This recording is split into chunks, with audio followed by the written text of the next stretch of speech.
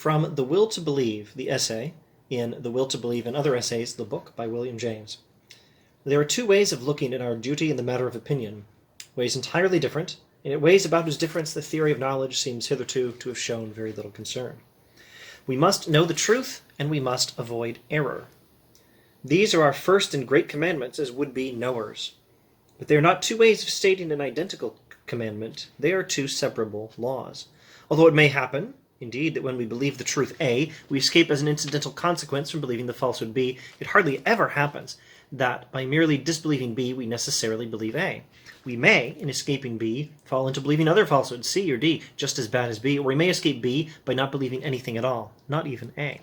There's two priorities for human beings as would-be knowers, as people who have a responsibility to try to have knowledge. Two priorities. One is to believe the truth. The other is to avoid error. And they're not exactly the same goal. And sometimes you can achieve one of these goals without achieving the other. Believe truth, shun error. These, we see, are two materially different laws. And by choosing between them, we may end by coloring differently our whole intellectual life. We may regard the chase for truth as paramount and the avoidance of error as secondary, or we may, on the other hand, treat the avoidance of error as more imperative and let truth take its chance. Clifford, in the instructive passage which I have quoted, that is to say W.K. Clifford, who says it's wrong always, everywhere, and for anyone to believe anything upon insufficient evidence, Clifford exhorts us to the latter course. Believe nothing, he tells us. Keep your mind in suspense forever, rather than by closing it on insufficient evidence incur the awful risk of believing lies.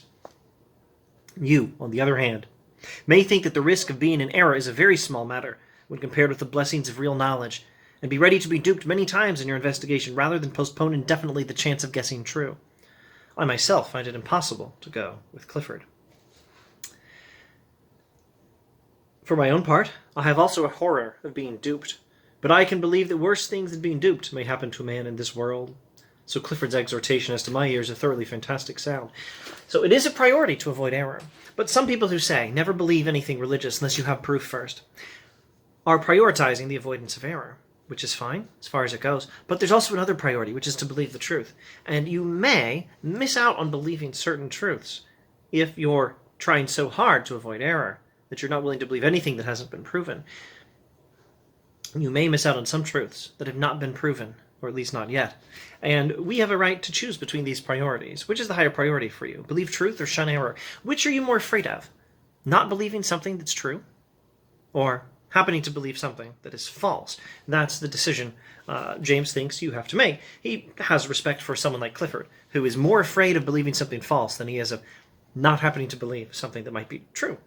But James, for his part, is equally afraid of not believing a truth as he is of believing something false. And particularly in the case of religion, he thinks we have a right to take the risk of believing in error if we are as or more afraid of believing something false as we are, as afraid or more afraid of not believing something true as we are in believing something false. But these are priorities, and each person has to decide for himself or herself which is going to be the higher priority in your beliefs.